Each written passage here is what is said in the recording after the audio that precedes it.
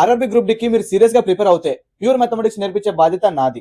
ఒకసారి RRB group D లో మంచి కాన్సెప్ట్ చూడండి. క్వాడ్రిలేటరల్స్ నుంచి if the figure ABCD and APQR are parallelograms, ABCD ఇదొక ప్యారలోగ్రామ్, ఏపీక్యూఆర్ ఇదొక ప్యారలోగ్రామ్ అని అంటున్నాడు.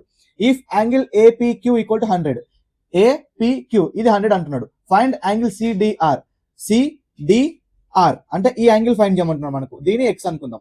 ఓకే, పారలోగ్రామ్ లో మీరు గుర్తుపెట్టుకోవాల్సిన రెండు ఆపోజిట్ యాంగిల్స్ ఎప్పుడు ఈక్వల్ ఉంటాయి. అదొకటి, అంటే ఇది 100 ఉంటే దీనికి ఆపోజిట్ యాంగిల్ ఇది 100 ఉంటుంది. ఓకే, ఒకవేళ ఈ యాంగిల్ మనకు వై అనుకుంటే దీనికి ఆపోజిట్ యాంగిల్ ఇది వై ఉంటుంది, and at the same time ఇది కూడా వై ఉంటుంది. ఇప్పుడు మనం ఏం చేద్దామంటే ఈ యాంగిల్ ఫైండ్ చేయాలి కాబట్టి ఫస్ట్ మనకు ఈ యాంగిల్ తెలియాలి.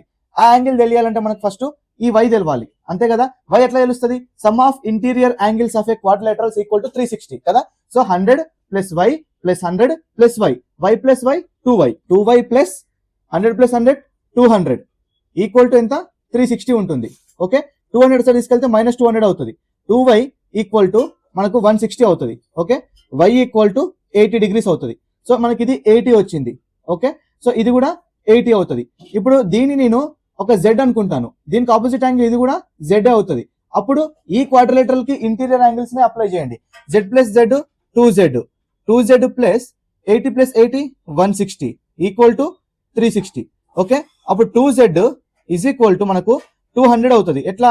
మైనస్ 160 అటు పోతుంది. ఓకే, ఇప్పుడు z ఈక్వల్ టు ఎంత అవుతుంది? ఇక్కడ మనకు 100 అవుతుంది. ఇప్పుడు ఇది 100 అవుతే ఇది స్ట్రేట్ లైన్ కదా. ఈ స్ట్రేట్ లైన్ పైన ఒకటి 100 ఉంది, ఇది ఎంత ఉంటుంది? 80 ఉంటుంది. ఎందుకంటే స్ట్రేట్ లైన్ అనేది 180 డిగ్రీస్ కాబట్టి x plus 100 equal to 180, x అనేది 80 డిగ్రీస్ అవుతుంది. So option B is the right answer.